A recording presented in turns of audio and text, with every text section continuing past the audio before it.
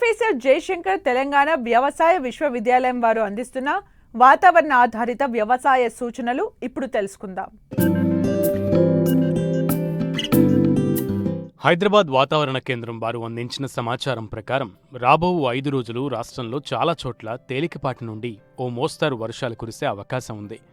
కొన్ని చోట్ల భారీ వర్షాలు కురవనున్నాయి. పగటి ఉష్ణోగ్రతలు 30 నుండి 36 డిగ్రీల సెల్సియస్, రాత్రి ఉష్ణోగ్రతలు 24 నుండి 30 డిగ్రీల సెల్సియస్ నమోదు కావచ్చు.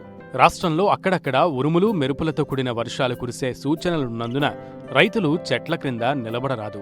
పశువులు, గొర్రెలు, మేకలను చెట్ల క్రింద ఉంచరాదు. రైతులు విద్యుత్ స్తంభాలు, విద్యుత్ తీగలు, చెరువులు, నీటి కుంటలకు దూరంగా ఉండవలెను. భారీ వర్షాలు కురిసే అవకాశం ఉన్నందున పొలం నుండి మురుగునీటిని తీసివేయడానికి కాలువలు చేసుకోవాలి. వర్షాలు కురిసే అవకాశం ఉన్నందున పంట పొలాల్లో మందులను పిచికారీ చేయడం తాత్కాలికంగా వాయిదా వేయాలి. తేలికపాటి నుండి ఓ మోస్తరు వర్షాలు కురిసిన ప్రాంతాలలో వర్షాధార పంటలకు రైతులు పైపాటు ఎరువులను అందించుకోవాలి. చెరువులు, కుంటలకు దూరంగా ఉండి తక్కువ నీటి వసతి ఉన్న రైతులు తమకు అనువైన తక్కువ నీటి అవసరమున్న ఆరుతడి పంటలను సాగు చేసుకోవాలి. ఇప్పటికే ఆరుతడి పంటలు విత్తుకున్న రైతులు చివరి అంతర కృషిలో మక్కీ, నాగలి ఉపయోగించి గొడ్డుసాలు వేసుకున్నట్లయితే తక్కువ తేమ ఉన్నప్పుడు తేమ సంరక్షించుకోవడానికి, ఎక్కువ తేమ ఉన్నప్పుడు కాలువల ద్వారా నీటిని బయటకు తీసివేయడానికి ఉపయోగపడుతుంది.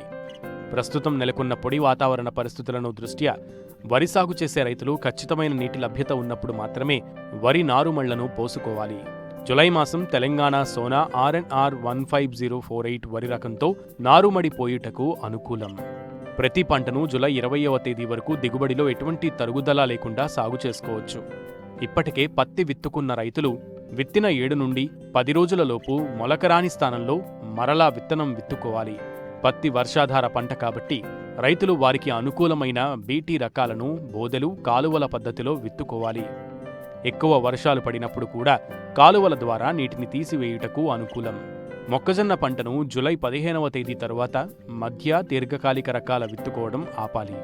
ప్రస్తుతం స్వల్పకాలిక మొక్కజొన్న రకాలను జులై 15వ తేదీ నుండి జులై 31వ తేదీ వరకు విత్తుకొనుటకు అనుకూల సమయం. మొక్కజొన్న శాఖీయ దశలో ఎక్కువ నీటిని మరియు ప్రత్యుత్పత్తి దశలో నీటి ఎద్దడిని తట్టుకోలేదు కాబట్టి పంటను బోదెలు మరియు కాలువల పద్ధతిలో సాగు చేసుకోవలెను.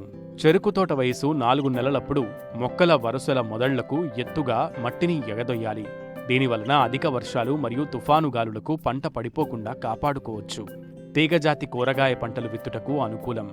మిరప, టమాటా, వంగ, బంతి పంటలను ఎత్తుమడుల మీద నారు పోయడం ద్వారా నారు కుళ్ళు తెగులు నివారించవచ్చు.